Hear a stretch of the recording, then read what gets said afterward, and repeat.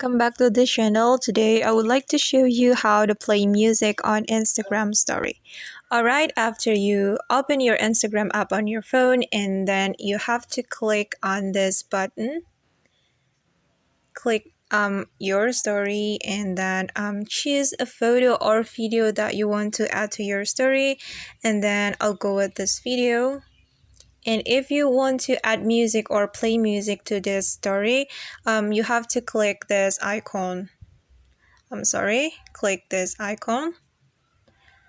And then there will be a lot of options for you, and you can scroll your screen like this and click music. Click music right here. Alright, and then pick the music that you want to add to your story, and I'll go with this music. And you can select the part of the music that you want to add to your story, and then you can you can move your screen to the right or left like this to choose the part of the music. And after you choose the part of the music, you can click done right here. Click done right here. Alright. Okay guys, and that's how we can play music or add music to our Instagram story. Thanks for watching, and see you on the next video. Bye!